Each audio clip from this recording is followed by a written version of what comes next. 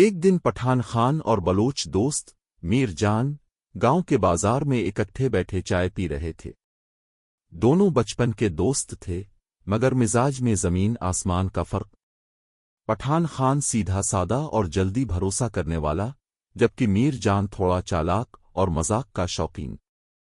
چائے پیتے ہوئے میر جان نے کہا، میر جان و خان بھائی، کل عید ہے، ایک زبردست بکرا خریدا ہے میں نے، چلو تمہیں دکھاتا ہوں۔ پٹھان خان، وہ شاباش، دکھاؤ نا بھائی، میرے تو ابھی پیسے پورے نہیں ہوئے، تمہارا دیکھ کے دل بہل جائے گا۔ دونوں بکرے کے پاس پہنچے۔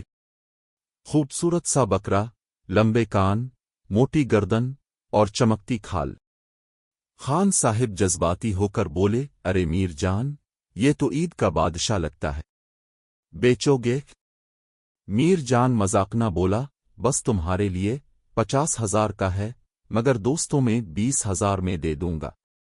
پٹھان خان فوراً بولا، بس ہو گیا، یہ لے 500 روپے ایڈوانس، باقی کل لے آنا، بکرا میرا۔ اگلے دن خان صاحب عید کی نماز پڑھ کر نئے کپڑے پہن کر نوٹوں کا لفافہ لے کر خوشی خوشی آئے۔ خان، میر جان بھائی، پیسے لو اور بکرا دو۔ میر جان قہقہا مار کے ہنسنے لگا۔ میر جان، ارے بھائی، وہ تو میرا بکرا نہیں تھا، محلے دار کا تھا، میں تو مذاق کر رہا تھا۔ پٹھان خان نے آنکھیں پھیلائیں۔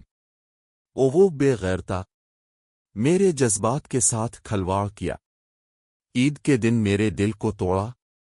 پھر خان صاحب نے سکون سے جیب سے نکال کر ناسوار نکالی، ناک میں ڈالی اور بولے، چلو کوئی بات نہیں، لیکن اب تو پورے محلے کو بتاؤں گا کہ میر جان کا بکرا بھی جعلی ہے۔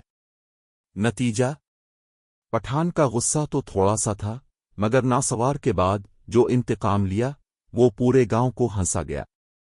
اگر آپ چاہیں تو اس کہانی کا دوسرا حصہ بھی دے سکتا ہوں، بلوچ کی طرف سے کوئی جوابی مزاحیہ چال دکھاؤں؟